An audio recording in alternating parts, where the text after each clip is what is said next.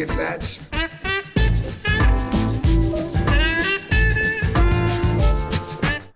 Hey, what's good, everybody? Happy Wednesday already. The week is kind of flying by a little bit quick, don't you think? I think it's going by pretty quick. We've got a wild day in the stock market to talk about. The market's actually moving as if it's trading so emotionally. I put there that it was like a little infant, right? 1 minute it's all pissed and it's mad, throwing a fit, and the next minute it's all exciting, everything's good. So we'll talk about that in a second. Hey, one of the things we're working on, if you're a client of Jazz Wealth here, we're working on a full personal finance class, top to bottom, tons of videos, real short and sweet, all the stuff I can't mention on YouTube, all the stuff I don't mention on YouTube, real specifics. How much should you spend on a car exactly to avoid the depreciation curve? You're budgeting for your home, things like that. All the investing, taxes, insurance. We're going to cover budgeting, spending, savings, and have them all in these different categories. Not something that I know how I could offer it to the public. I'm not even sure if I'd be allowed to, but what I'm going to do is set that all up for the clients so that you guys get emails. You can speed the process up, slow it down, however you want to learn. So here is your chance. If you're a client of Jazz Wealth, I'm taking notes. What is it that I can help you with? What is something you'd like to know the specifics of? Maybe it has to do with your credit, how the score is calculated, discrepancies, things like that. I'm going to put the whole thing together. You can put your input in there, maybe even something that you want to share with a family member or some topic you're really trying to push somebody on or get help for them. Now's your chance. We're putting together all of the videos now. It's going to be a little bit, but hey, let me know if there's something I can do for you. I don't think it's something I would offer to the public. Maybe in the future we'll see, tech-wise, I'm not even sure how that would work. So we do money here. We don't do tech, so don't bug me otherwise. I'll see what I can do about that. But anyways, let's go over to the markets because that's what you're here for today. We're going to talk about the stock market today. How did it do? Finally, a decent up day, and I'm going to talk about what I mean by decent. The Dow closed higher by 230, was a little bit lagging behind the other ones. We'll talk about that. The S&P 500 added 30 points, and the Nasdaq was up 100 on the day. So not too bad. Let's take a look at the charts here. 1 second. How do we go over? Oh, it's messed up today. Transition, combo, and there we go. So what you're looking at on the screen is the S&P 500.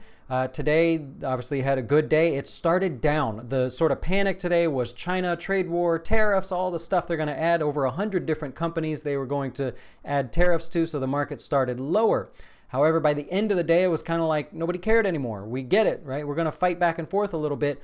All perfect stuff, by the way. From a finance perspective, what the U.S. and China are doing are so perfect. Don't let the media scare you here. These bickering and the arguments and negotiations back and forth is going to turn out great. This is exactly what's needed to happen for a long time.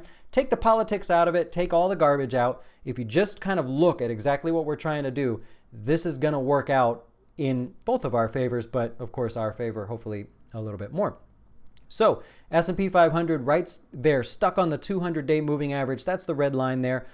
I put on the thumbnail, price correction or time correction. So technical traders, people that trade every single day, they look at those two categories. Now, what's the difference?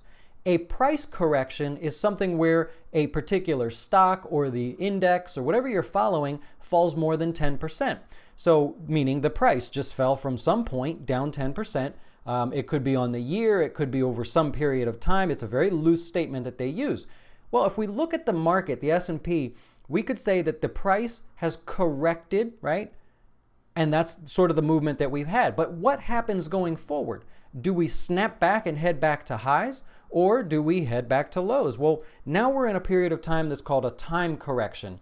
And it's very, very similar to what we talked about back over here. After the market fell so hard, all of the videos every day I said, we're not going to just snap back and go to new highs. That does not happen.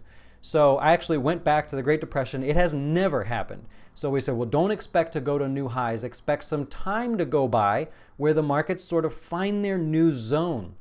Well, now what's happening is the markets have fallen down to the 200-day moving average. We've fallen enough where the price traders go, hey, that's a good price. Let me look at some stocks, Facebook and Amazon, all these big names. Those have now corrected to a point where it's a value to some people. And so what happens now is there's a moment in time where we go just sort of sideways, directionless, some good days, some bad days, and just sort of wiggle around. We do not snap back to all-time highs from this point either. There will be a period of time where the bulls feel like they have control and a period of time where the bears feel like they have control. So we're right now in a point what's called a time correction. And it just means, unfortunately, some time is going to have to go by bouncing around in this wild range for us to really get the next phase of the market done. Now, do we head lower or higher from that point? We'll get our clues as we go. But for now, time correction. Time is passing, and I'll use a great analogy. I use this one all the time when I used to teach classes in Israel and China and stuff. It's the analogy of if you fall out of a second-story building, you'll probably get up, right? If you're in reasonably good shape, a couple scrapes and bruises, but you'll get up and you'll walk away and sort of shake it off, maybe have a few laughs. But if you fall out of a 9-story building, you're probably not going to get up right away, if at all. So if we go to the stock market here, what's happened over the past couple of weeks is we've fallen out of a 9-story building, and the market's like, oh man, what happened? I don't know if I can get up from this, and it's sort of sluggish, right?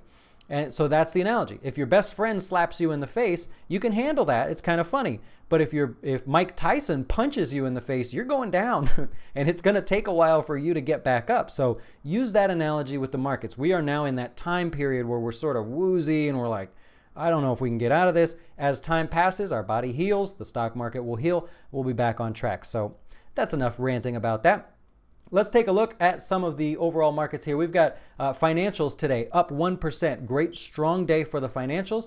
And tech stocks also up over 1%. So that helped sort of hold the markets and push them higher and higher throughout the day. We always talk about our finances, our financial stocks, and our tech stocks.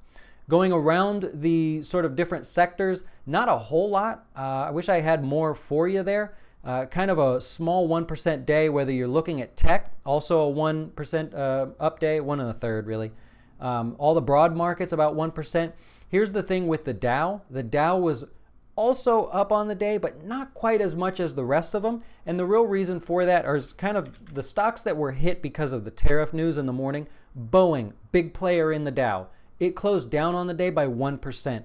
So while everything else was trying to push higher, Boeing, thanks to China and the tariffs and blah, blah, blah, the stock started down 5%. That's always going to hold back the Dow. So if you look at the markets today, you go, oh, I see some gains here, but the Dow dragged behind. It's because of the likes of Boeing. General Motors actually finished up on the day. They were down. Ford also up on the day. So really just the Boeing bugging you there.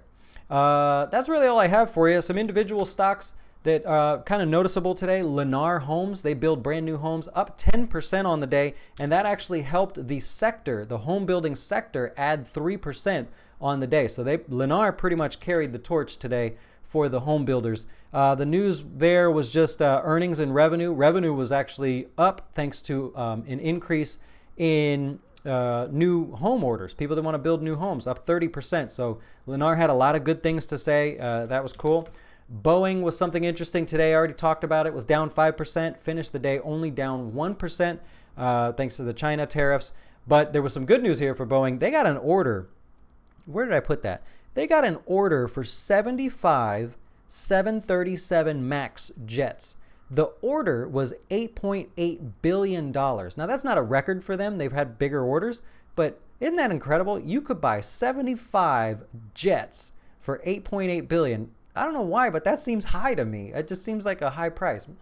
Maybe not for the 737 MAX, but weird. Just seems like not really fair.